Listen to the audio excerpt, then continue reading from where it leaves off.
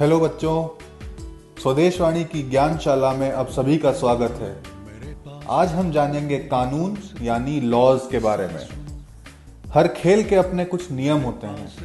जरा सोचिए, अगर फुटबॉल के खेल का कोई नियम ना हो तो क्या होगा। दोनों ओर से इतनी दलीलें खड़ी हो जाएंगी कि खेल का अंत ही नहीं हो पाएगा। मिलजुल कर रहने के लिए भी नियमों की आवश्यकता होती है।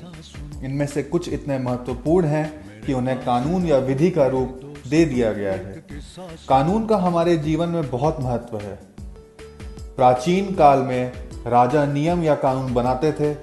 भारत के कुछ प्राचीन ऋषियों ने भी समाज और राज्य के लिए कुछ नियम बनाए थे। आज लगभग दुनिया के सभी स्थानों में कानून बनाने में जनता का भी हाथ होता है, इसीलिए उन्हें डेमोक्रेसी या गणतंत्र कहते हैं। लेकिन सभी लोग इस बात से सहमत नहीं हो सकते हैं कि हमारे सारे कानून अच्छे हैं। अगर सभी इस बात को मान लेते कि हमारे सारे कानून अच्छे हैं तो कानून कभी टूटते ही नहीं। लगभग हर कानून का कभी ना कभी उल्लंघन हो जाता है। इसलिए कचहरियों की आवश्यकता यानी कोर्ट्स की आवश्यकता पड़ती है, ताकि उन लोगों पर मुकदमा चलाया जा सके जिन्होंने कानून का उल्लंघन किया है। अधिकतर लोगों को 3 तरह के कानूनों का पालन करना पड़ता है। पहले तो वे कानून हैं जिन्हें नगर पालिका, जिला परिषद, पंचायत आदि स्थानीय संस्थाएं बनाती हैं। इन कानूनों को स्थानीय हित, रास्तों और यातायात के अपराधों को ध्यान में रखकर बनाया जाता है।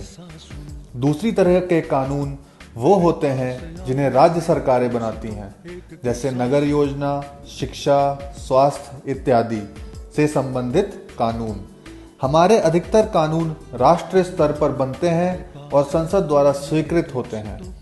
ये कानून ही हमारे ऊपर आय, कर आदि लगाते हैं, अपराध से हमारी रक्षा करते हैं और इस बात का निश्चय करते हैं कि एक आदर्श नागरिक के रूप में हमें कैसे रहना चाहिए।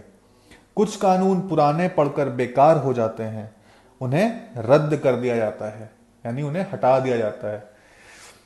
दुनिया के कुछ शासक केवल इसलिए मशहूर हैं कि उन्होंने बहुत प्राचीन काल में कानूनों को लिपिबद्ध कराया था।